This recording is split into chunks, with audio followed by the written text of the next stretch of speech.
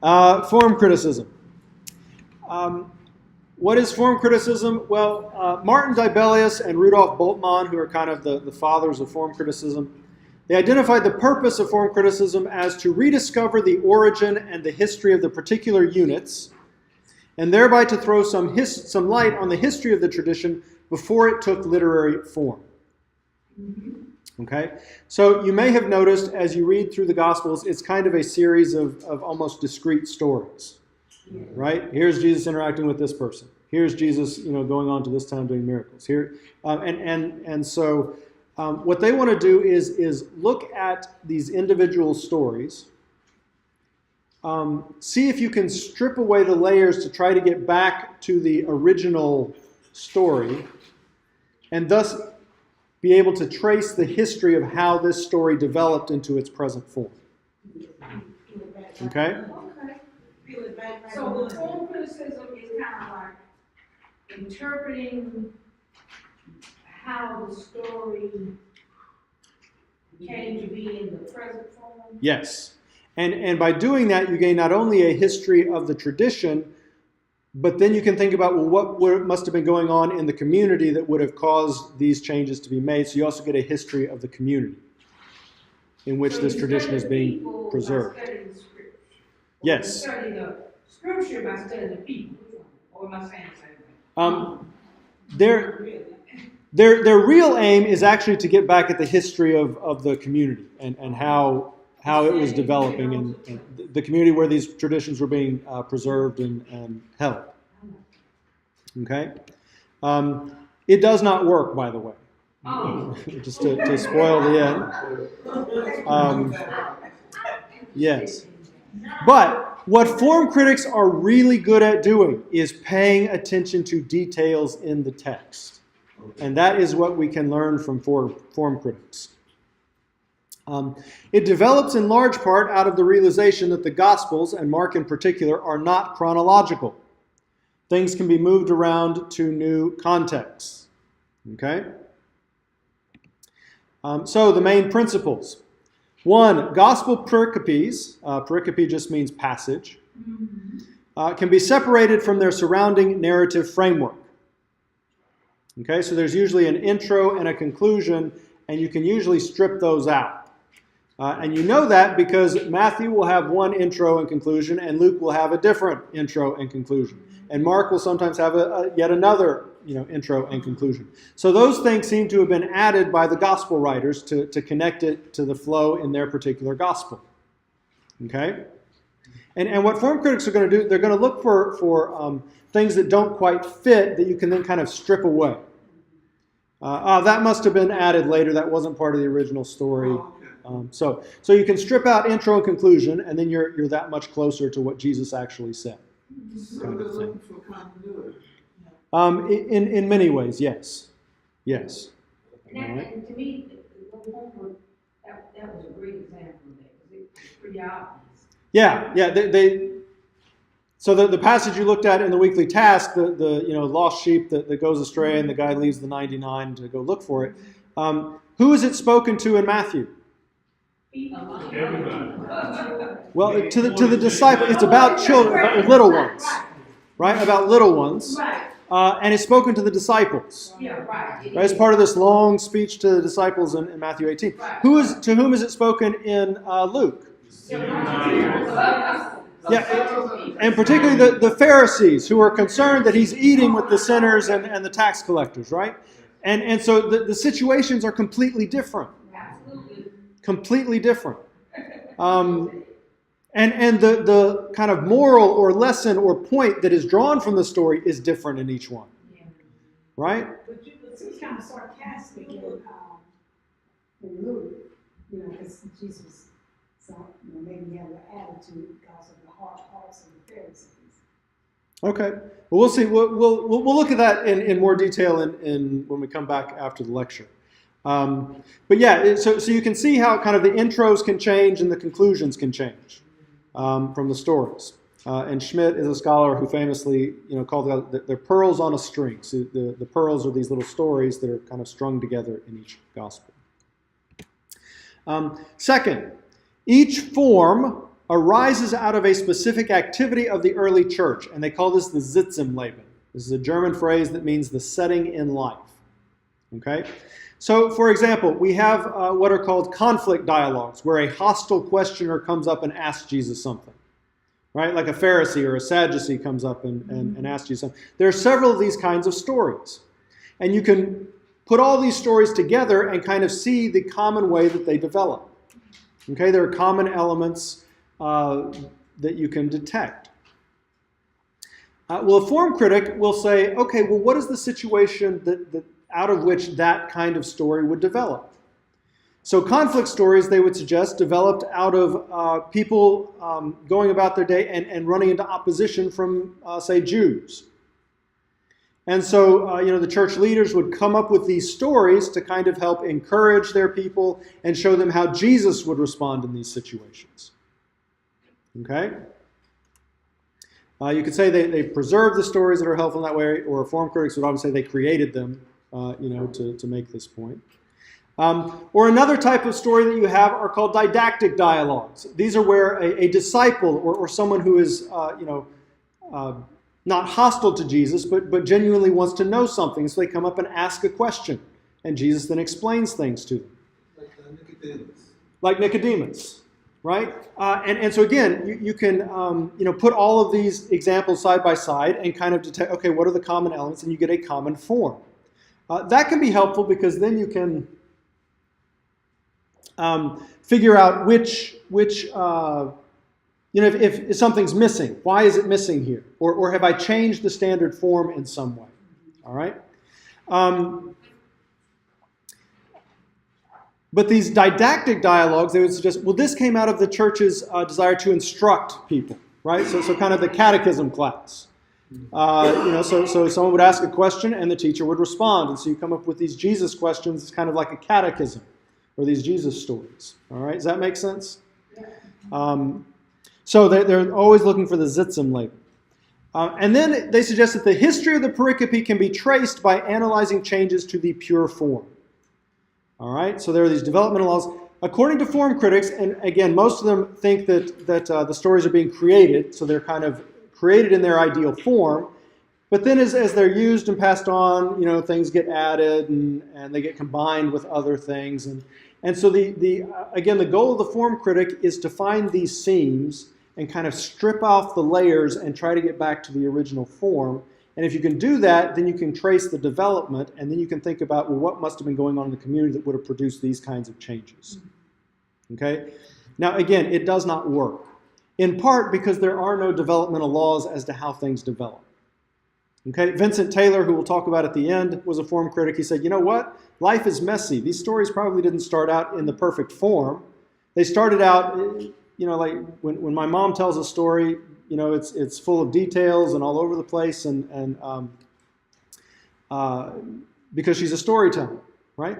But as stories get told, they get kind of whittled down to kind of the customary form.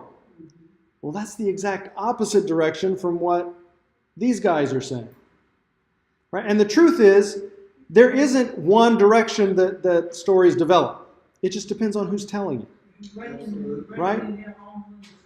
Yeah. Add them all together to make one. Yeah, but some people, every time they tell a story, it gets longer and you get more details. And so other people, every time they tell a story, it gets stripped down to its bare minimum. And they're like, what? That's the story. That's what happened. So you can't really trace development in that way. All right? Okay, we will stop there. And when we come back, we will look at some examples of this. Okay? We are coming back. Yes, we're going to go to the Amer Center, hear a lecture, and then we will come back. And I think yes. And we will have another 45 minutes. All right, let's go ahead and get started again, since our time is short. Let's look at the laborers in the vineyard passage, which is Matthew 19:30 to 20:16. Immediately before this, you have the rich young man who comes up and asks Jesus, what must I do to inherit eternal life? And he tells him, keep the commandments. And he says, which ones? And Jesus tells him, he says, I've done all that. And Jesus says, verse 21, if you wish to be complete, go and sell your possessions, give to the poor, and you shall have treasure in heaven, and come and follow me. And the young man goes away sad. Jesus says, truly I say to you, it is hard for a rich man to enter the kingdom of heaven. And again I say to you, it is easier for a camel to go through the eye of a needle than for a rich man to enter the kingdom of God. How many of you have heard that the eye of the needle was the little gate beside the main gate that you have? Yeah, there's no truth to that. No truth to that. That's not true. Not true. That was not called the eye of the needle. Someone came up with that because they thought, well, there's no way a camel could go through the eye of a needle, so maybe this is what they're talking about, that little side gate. Just crushing my bit off. Yes. You can't trust everything in books. Yeah. Yes. So the disciples are astonished when he says this. They say, then who can be saved? And looking upon them, he said to them, well, with men this is impossible, but with God all things are possible. Then Peter answered and said to him, behold, we've left everything and followed you. What then will there be for us? And Jesus said to them, truly I say to you that you who have followed me in the regeneration, when the Son of Man will sit on his glorious throne, you also shall sit upon 12 thrones, judging the 12 tribes of Israel.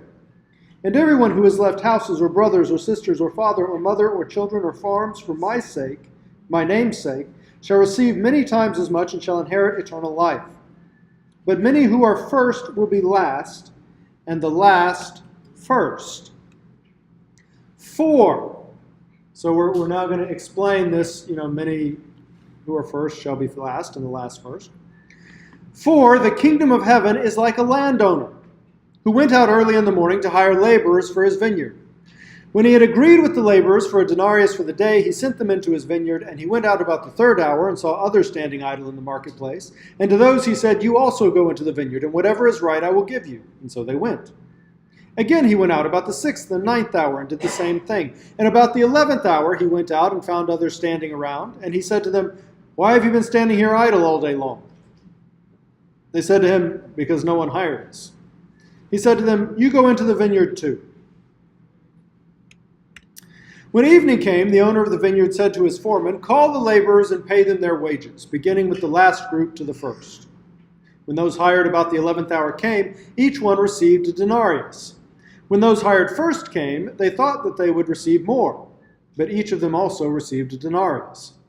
When they received it, they grumbled at the landowner, saying, these last men have worked only 1 hour, and you've made them equal to us who have borne the burden in the scorching heat of the day. But he answered and said to one of them, friend, I'm doing you no wrong. Did you not agree with me for a denarius? Take what is yours and go, but I wish to give to this last man the same as to you. Is it not lawful for me to do what I wish with what is my own? Or is your eye envious because I am generous? So, the last shall be first, and the first last. All right, what is the point of this parable?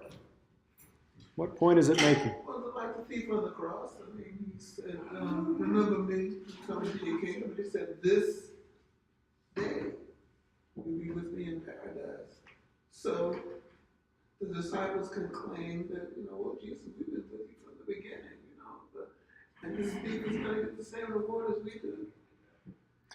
Okay, and so what then is the point that he's making? What I do with somebody else ain't none of your business. It doesn't matter when you come, I'll treat you the as long as you come. Right. Okay. Repent, be baptized, They enter into we your all kingdom. Now give us your answer. Well, let me ask, does this seem just to you? Yes. Not necessarily. I guess Does it seem just to me? No. No. I guess if I was one of the laborers, Right. been working all day long, and said, you're gonna pay me the same thing this guy who just been working for about an hour or so. I would feel, I think I feel some resentment. Yeah. In the flesh. But he said, when I hired you, I told you what I was going to pay you. Mm-hmm. So it was just, and he said, you know what I kind of picked up. You mad at me because I told you the truth. I'm a just man. I treated you fair. I didn't rob you. Okay, why are they upset? Because someone worked longer than them. Yeah, essentially, their work has been devalued, Yeah. right? Right. Let's say you work for Amazon, right? You're hired January 1. You work hard all year long, and then, of course, Amazon, being who they are, December comes, and they hire all these seasonal workers to work for the month of December so they can get all the Christmas orders shipped out, right? And at the Christmas party, or we'll say it's a New Year's Eve party, December 30th, Jeff Bezos gets up and he says, you know what? This year was so good and so successful. We are able to pay all of these seasonal workers who have been with us for the past month as if they've been here all year. Yeah. How many of you are going to say, I am so glad I work for such a generous company? No, yeah. Why? Because your work has been devalued. I worked all year, and you're going to pay these people who came in just at the last month, the equivalent of what I have made after working all year, right? Not to mention, how many people are going to want to continue working for the whole year? Nobody. No, yeah, I'm not going to continue to work for the whole year. Maybe I'll come back in December. Right? There's something about this that doesn't seem right. It doesn't seem just. And yet, God says this is the way the kingdom of heaven is. Right? There's going to be some people. His ways are not our ways. Right? And what's usually said is that this is about grace.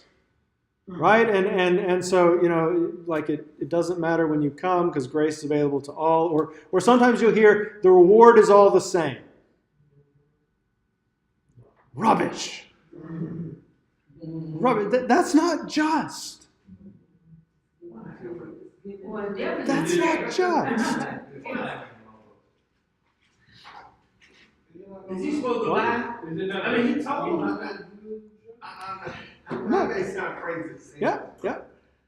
If I've been in church from childhood on up, same probably this guy used to beat me up every year, and then I die, and he ends up in heaven with me.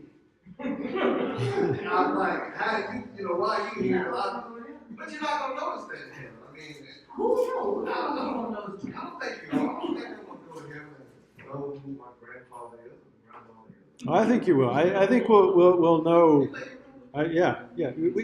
We don't lose our identity when we transition to the heavenly realm. We remain who we are. So am I gonna be an angry angel because? So what? No, because you will have been healed. You will have found healing for that pain. In the same way that Jesus is still who Jesus is after his resurrection. He apparently looks different because they don't recognize him. Right? But I think there's evidence to see where his appearance was deliberately clouded by God at first, and then after, in God's time, they were able to, that veil was lifted and they were able to recognize it. okay, well, they are eventually able to recognize it. I don't want to go down that rabbit trail right now. Okay. So now notice what none of you said was the theme of the parable, that the last shall be first and the first last. Mm-hmm. Why did you not think that was the point of the parable? Because he was too busy thinking about getting all this. Because that doesn't seem, that's not what immediately jumps to your mind when you read this, right? And yet Matthew starts out the parable and says, hey, the last should be first and the first last. And so he's presumably telling this parable to illustrate what he means. And then he concludes, therefore, the first shall be last and the last first. So what a form critic says is, that's not what this parable is about. Okay, yeah, there is this little, you begin with the last group to the first, but it's a minor plot point. It's not the focus of the whole parable. Right? You just have to have that reversal so that the first group gets their hopes up only to be crushed. If that last group is still around when I get mine, I'm gonna jump on one of them. Yeah. So what a form critic will say, the last shall be first, the first last bit, that's not an original part of the story. That's something Matthew has added. He saw this parable, saw this little last to first, thought, oh, great, this will illustrate my point.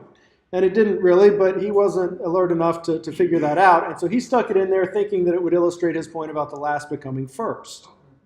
So you can strip out that frame, right? That's Matthew adding that frame. You can strip that out. All right? Did you notice any other oddities in this parable? What you say? I'm sorry. Did you notice any other oddities? How many groups are sent into the vineyard? More than that. First in the morning, third hour, sixth hour, ninth hour, 11th hour. Oh, 5 groups. How many groups get paid? 5.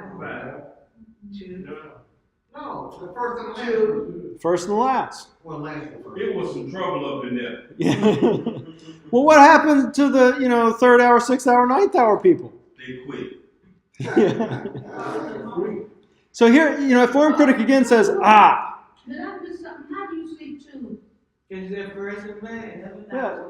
When those hired about the 11th hour came, each one received a denarius. When those hired first came, they thought they would receive more, but each of them also received a denarius.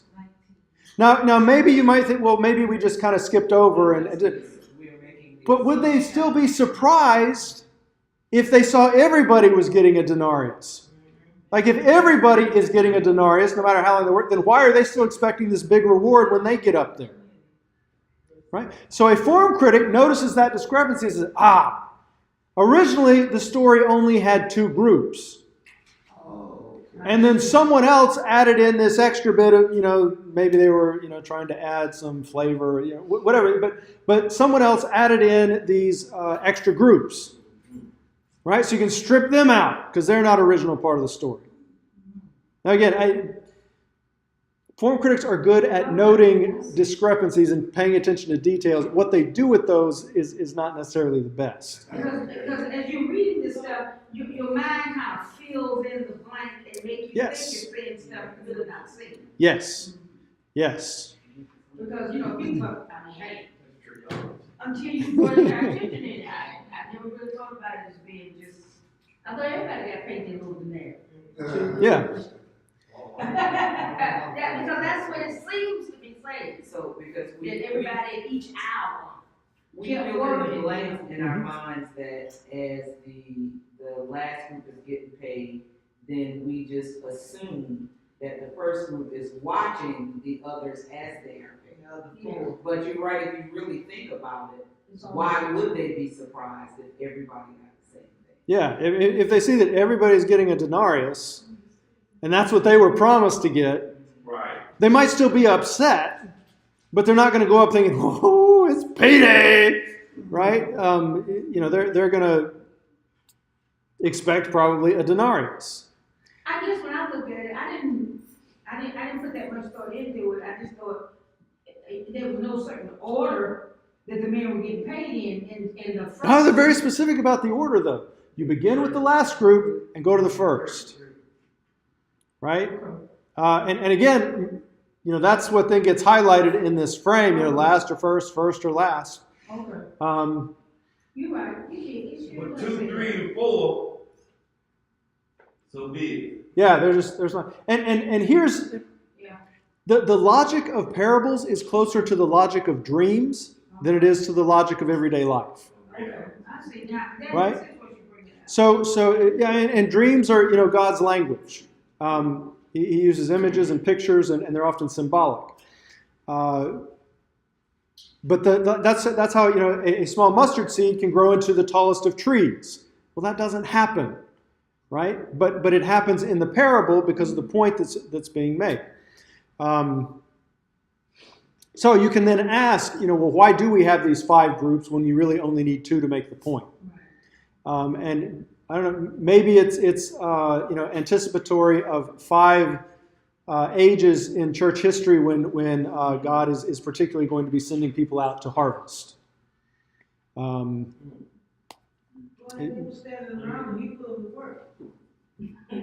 Right, but let's get back to this. What is the point of this parable?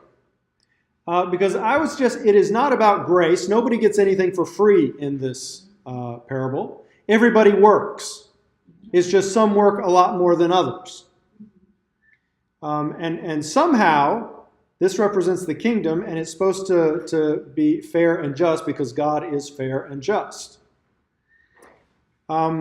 I would suggest this parable is about just compensation and what constitutes just compensation. All right? What does he ask the 11th hour group when he hires them? Why are you standing around? Yeah, why have you been standing here idle all day? And what is their answer? Nobody's been after us. No one hired us. How long have they been there? All day. All day. Enduring the indignity of seeing, employer after employer come and, not you. Someone else come, not you, come with me. And yet, with only an hour to go in the day, they're still there.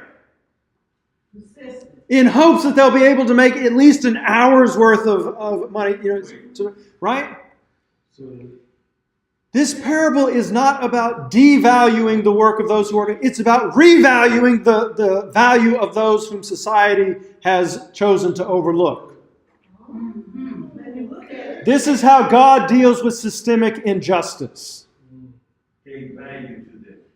Yet it's revaluing their work. In other words, you are not going to be penalized for work that you were not given the opportunity to do. They were standing all day and standing his work. Yeah. Standing for work. The clock starts when you show up, whether or not you get sent into the field or not.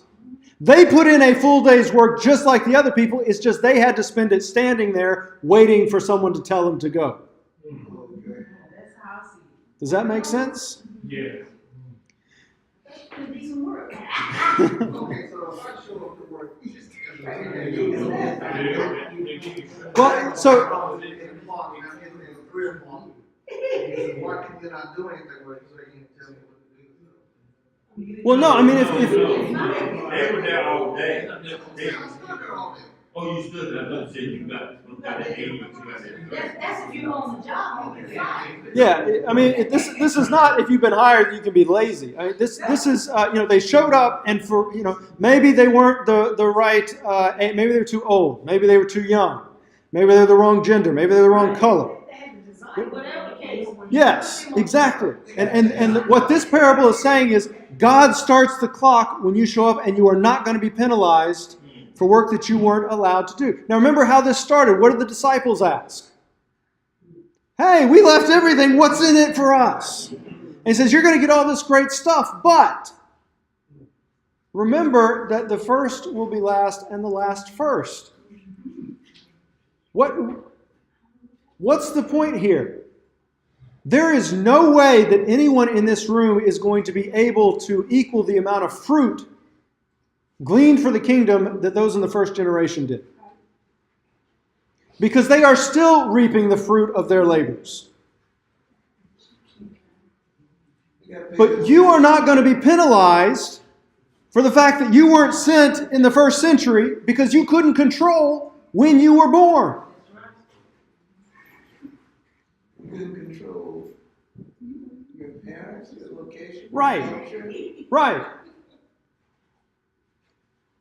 So he's warning the disciples, don't get jealous if those who come last end up with as much reward as you, even though your work has gone on much longer, simply because you were chosen to start first. Does that make sense? And this sounds like a situation of a minister or a pastor who's been preaching, a pastor all his life, and the best he can do is a congregation of about, 50, 60 people.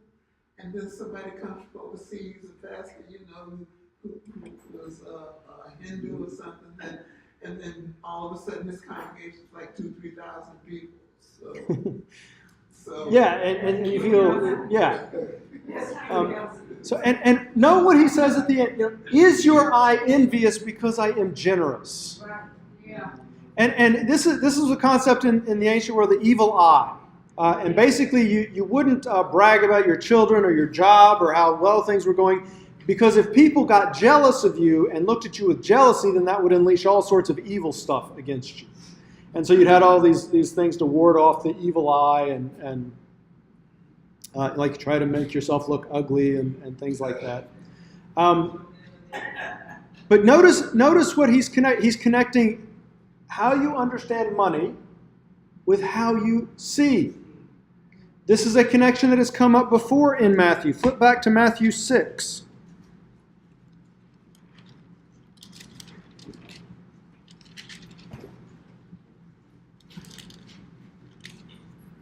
This is the Sermon on the Mount. And I'll start with verse 19. Do not lay up for yourselves treasures upon earth where moth and rust destroy and where thieves break in and steal, but lay up for yourselves treasures in heaven where neither moth nor rust destroys and where thieves do not break in or steal. For where your treasure is, there will your heart be also. The lamp of the body is the eye. If therefore your eye is clear, your whole body will be full of light. But if your eye is bad, your whole body will be full of darkness. If therefore the light that is in you is darkness, how great is the darkness? No one can serve two masters. For either he will hate the one and love the other, or he will hold to the one and despise the other. You cannot serve God and mammon. So here we have a concern with wealth or mammon and treasure, bracketing something about the eye. Okay? Now, why does he tell you to store up treasure in heaven? because it's secure. It is, and he makes that point, but that's not why he says you do it. Eternal things. Really what's counts. Well, what does he say? Why does he say you should do it? Again, that's true, and he mentions that, but that's not what he says is the reason why you should do it. So we're reading what's not there. Well, no, what is there? That's what I'm asking. Oh. For where your treasure is, Okay. that's where your heart will be. Okay. Right? So why do you store up treasure in heaven? So your heart is So your heart will be in heaven. Why does it matter if your heart is in heaven? That's where God is. Where are your spiritual eyes? They're in your heart. May the eyes of your heart be enlightened. You know, Ephesians, right? Why is it hard for a rich man to enter the kingdom of heaven? Right. Because the more treasure you have down here, the more you have to have stored up in heaven so that your heart can transfer its allegiance. What does he tell the young man to do? Sell all your stuff here, reduce your treasure here, and then give to the poor. Why? Because that stores up treasure in heaven. So you are diminishing this one and increasing that one, and your heart is going to transfer its allegiance. Right? That's why the Beatitudes start, blessed are the poor in spirit. Because it's not about the actual amount. It's not that, well, once you get over $1 million, then you're in trouble. It's the relative amount between the amount you have stored up here versus the amount you have stored up there. If your heart is down here,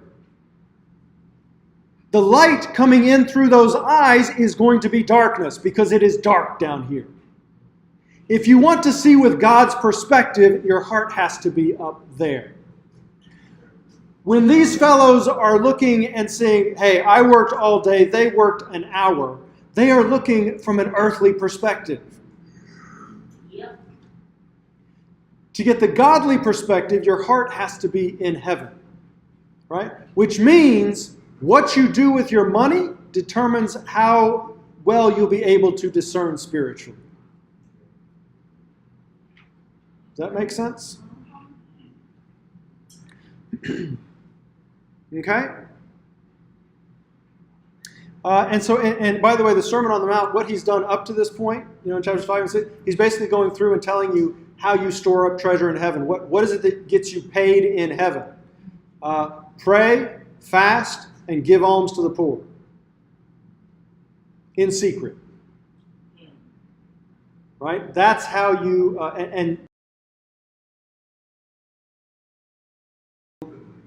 with treasure in heaven. And what does Jesus tell you? You do this. Why do you do this? To store up your treasure in heaven. Right? Because as long as we are locked down here looking at things through earthly eyes, we're just taking in darkness and we are blind. And we are not going to understand what's going on. Does that make sense? Okay. Does this parable make more sense now? And how it fits. So you want to make sense of how it fits in as, with this response to the disciples, how it fits into the frame, and how all the various parts fit together. Again, I don't think form critics, they're very helpful at noticing details that raise questions. The answers they come up with, I don't think, are very helpful, generally. But does that make sense how a form critic would approach it and try to strip away the layers and you get down to the original and then, try to work with that? Okay, but now when a form critic describe the genre of an excerpt like that? Well, genre is kind of, so forms are for individual passages. Genre are more of kind of whole works. Oh, okay. Genre is like the form of a whole work. Okay? All right? So, another type of form is the kriya. A kriya is a story that provides a trigger that then gets a response by the main character. And so the point is kind of the response. We saw some of these when we read the Phocion excerpts, right? The little stories about Phocion, the Athenian general. You have a brief little story that leads to Phocion making some saying, and then you go on to the next story. That's what a kriya is. You've got a little setup that sets up either an action or a quote from the main character. Chreia. You can't tell from like the bottom eighth of the letters what they are. Okay, so here's an example. Mark 2:23-28. One Sabbath he was going through the grain fields, and as they made their way, his disciples began to pluck heads of grain. And the Pharisee said to him, "Look, why are they doing what is not lawful on the Sabbath?" And he said to them, "Have you never read what David did when he was in need and was hungry, he and those who were with him? How he entered the house of God when Abiathar was high priest and ate the bread of the presence, which it is not lawful for any but the priest to eat, and also gave it to those who were with him? And he said to them, the Sabbath was made for man, not man for the Sabbath. So the Son of Man is Lord even of the Sabbath." Okay? So here we have a nice little contained story. What would you say is kind of the punchline or the main saying this story highlights? Yeah, the Sabbath was made for man, not man for the Sabbath.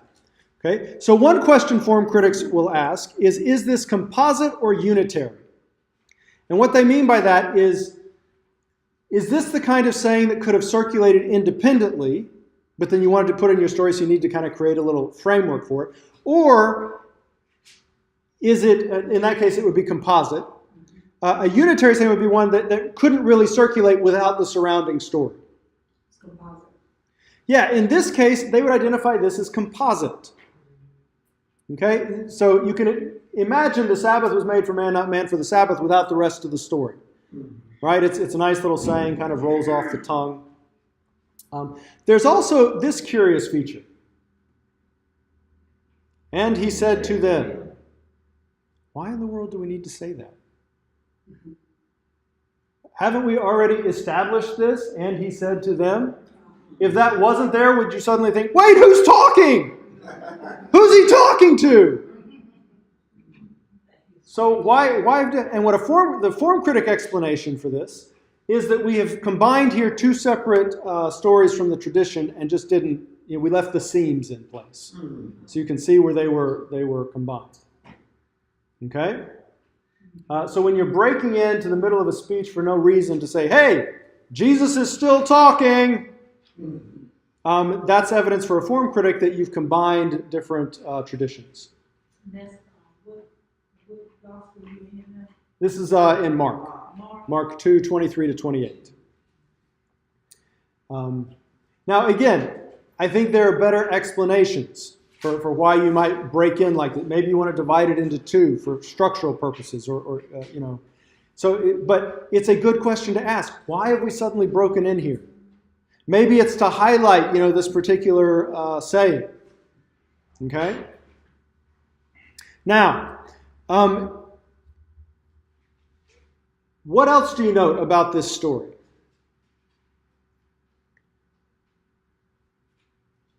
Where are they? They're in the grain fields. When is it? Sabbath. And what happens? They're supposed to be resting, but they work. Yeah, so they start plucking, and then what happens? The Pharisees. Right. And so a form critic would say, okay, this is an idealized story. Okay. How do we know this? Because the Pharisees just happened to be there. Right. Surely the Pharisees have something better to do than hang out on grain fields on the Sabbath, waiting to see if someone walks by. I mean, what are they doing? Are they... Okay, but nobody move until they touch the grain. They prove inspect. Right? Aha! Prove inspect. Gotcha. Sounds like the deacons in our church. Yeah. Why are these Pharisees out in the grain field on the Sabbath? Because they're breaking the law too. Because they were eating the grain. That probably is filled with grain. So- Yeah. That would be the other explanation. That they're still trying to figure out this Jesus guy. And notice, this isn't necessarily a hostile thing. They're asking for clarification. Hey, why is it? And now who is it that's being targeted? Not Jesus. The disciples. The disciples are the one doing the no-no. And they go ask Jesus. Right? Now, a form critic, remember, they're always thinking about what's the Sitzim label, what's the life setting? Why would we come up with this kind of story? So who do the disciples represent? No, they represent the Christians in the current day who are probably being accused by Jews, local Jews, of breaking Sabbath regulations. And they're hurt by this and they're concerned. And so the local leaders come up with this story to, kind of show, hey, Jesus has your back. By this time, had they started worshiping on Sunday? Or when they're still worshiping on Saturday? Well, Saturday is the Sabbath. Right, okay. Christians do seem to have developed a pattern of gathering together and worshiping on the Lord's Day, which is Sunday. Sure. Um, About the time this came out, had that been the predominant practice? Don't know. Possibly. All right. Now, what is it that they? So the form critic would say, they ask about the disciples because really the issue here is the local Christians. Who are being challenged by Jews, and we need to kind of give them a story to bolster them and make them feel good and know that Jesus is on their side. Now, again, are there any little inconsistencies that would suggest maybe things have been added or that it's grown? What is the question the Pharisees asked?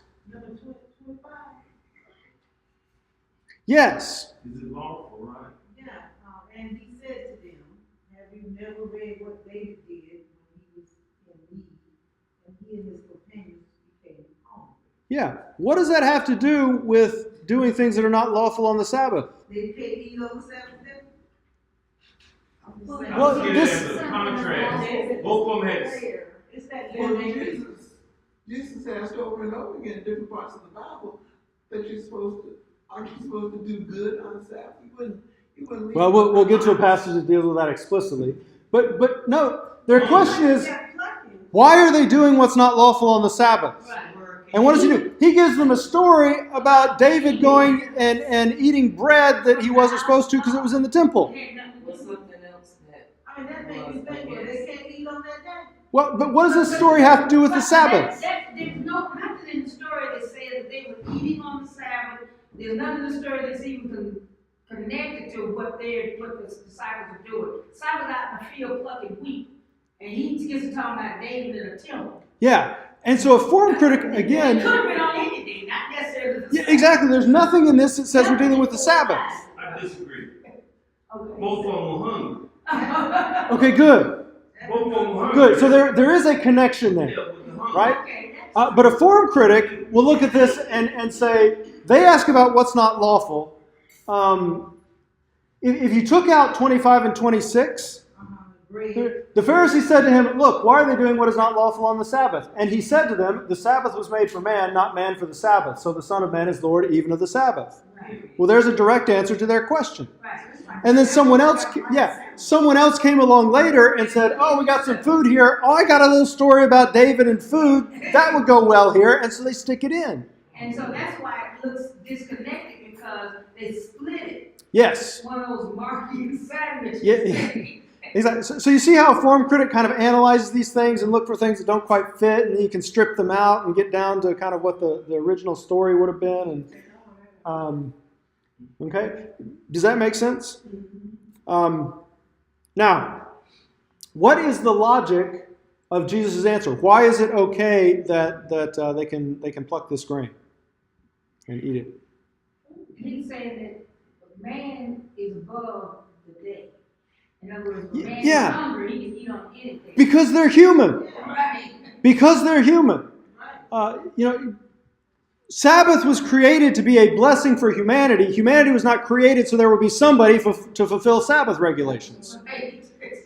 Right? So because they're human, if they get hungry, it's okay to pluck a few grains and pop it in your mouth. Well, All right?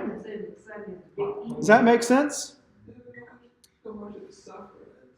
All right. Well, let's look at Luke's version. On a Sabbath, while he was going through the grain fields, his disciples plucked and ate some heads of the grain, rubbing them in their hands. But some of the Pharisees said, "Aha! Why are you doing what it is not lawful to do on the Sabbath?" And Jesus answered, "Have you not read what David did when he was hungry, he and those who were with him? How he entered the house of God and took and ate the bread of the presence, which it is not lawful for any but the priest to eat, and also gave it to those with him? And he said to them, the Son of Man is Lord of the Sabbath." Now, what differences do you know? This is Luke what? I don't know. Luke 6, 1-5. Yeah, yeah. Rubbed it in his hand. No, the question was posed to the disciples, not to Jesus. That's a moral necessity.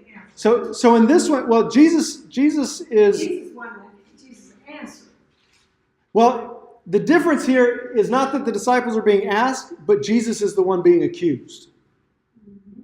Right? Before they go and they ask about the disciples, why are the disciples doing this? Here, Jesus is the one who's actually being, why are you doing what it is not lawful to do on the Sabbath? And so here, he's the one who's actually coming under accusation. Good. What else do you notice that's different? Well, at the end, The Son of Man is Lord of the Sabbath. Direct. Yeah. He answered direct. We've lost the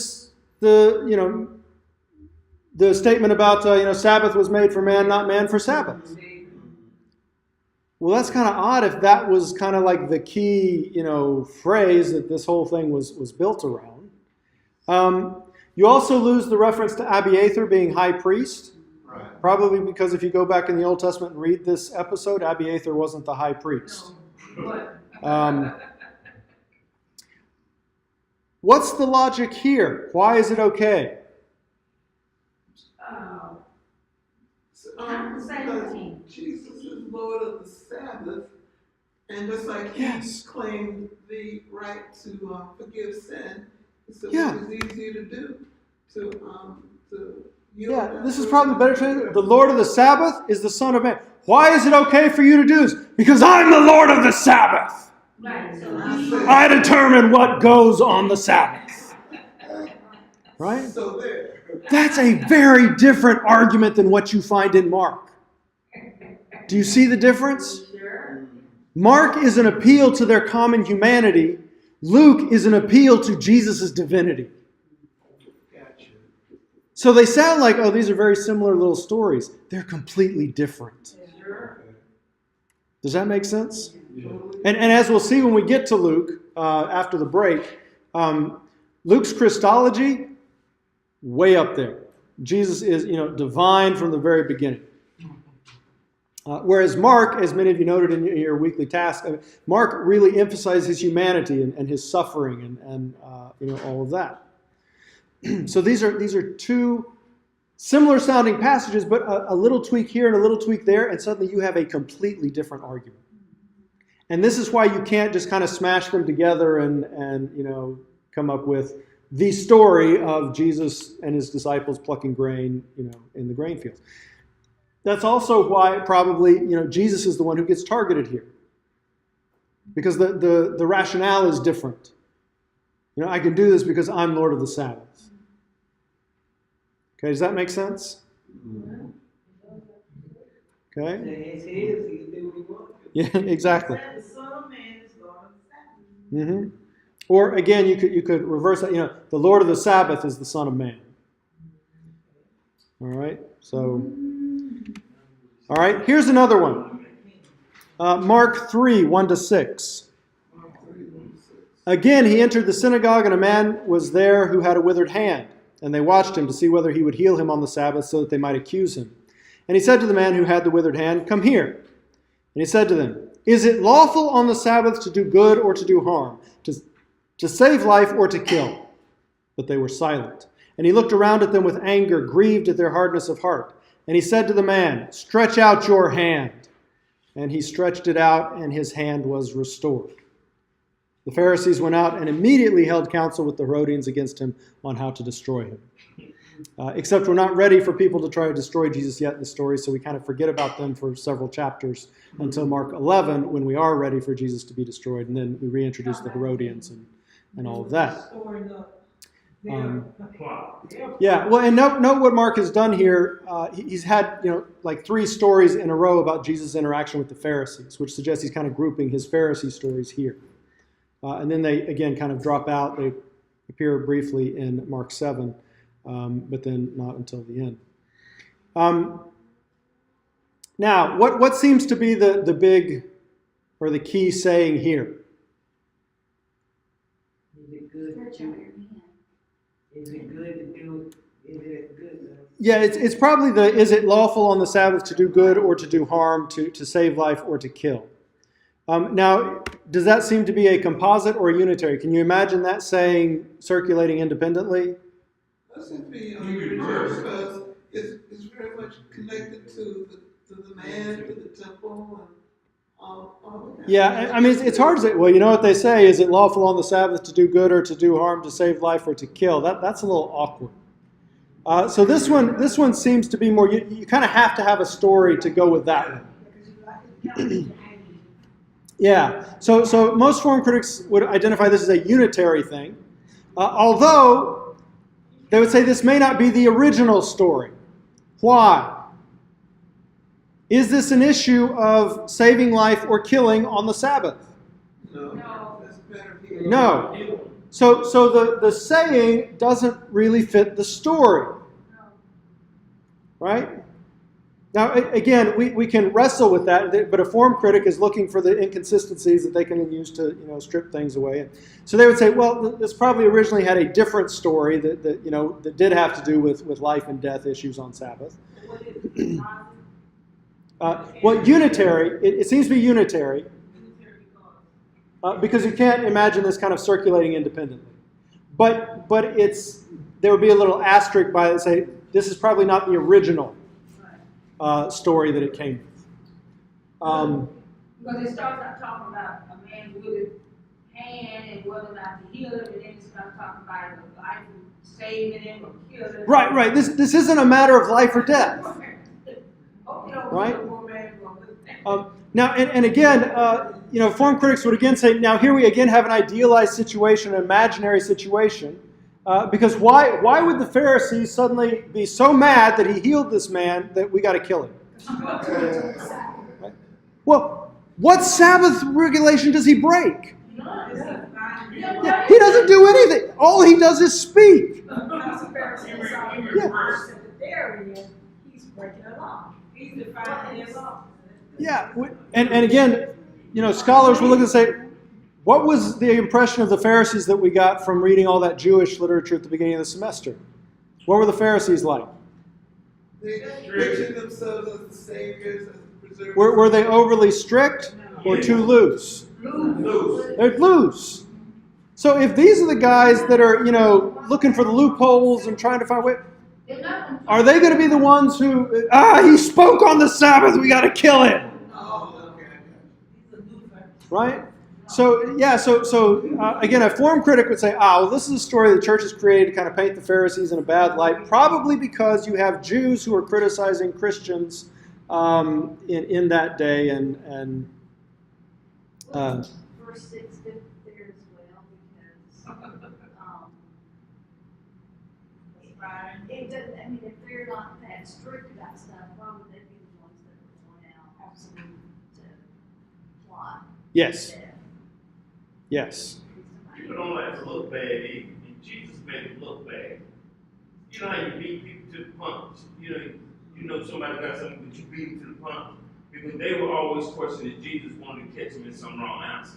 But now Jesus asked them a question, the scripture said they didn't open their mouth, but they got mad at Jesus for saying nothing. Yep. But not only that, these people are leaders in the people. And therefore get people to listen to them and follow them. Mhm. So now I'm conspiring against him, and I'm bringing my little group.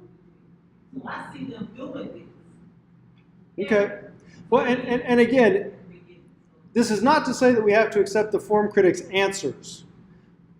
But notice these little tensions, because then you can start to, what is a good explanation for what's going on here? All right, how do we account for this? Is there a better reading of this?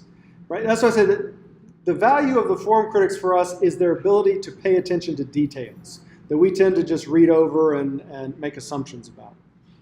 Now to make the point out, they went to the right people, the other group that was against Jesus as well. Mm-hmm. King Herod people.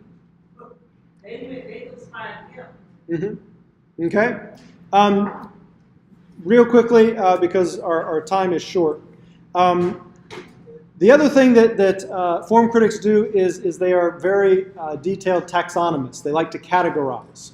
So parable is too broad.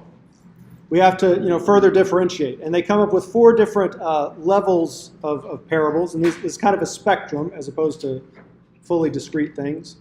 You have figurative images, like salt without saltiness, is not good for anything except to be thrown out and trampled by men. You have similitudes. This is where you're making a comparison. The kingdom of heaven is like. The comparison does not have to be explicit, but you've got to be making that comparison. And these are more detailed than figurative image. So they're more filled out.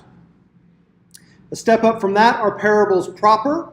The sower parable is an example here. These have a narrative form. They focus on specific rather than typical elements.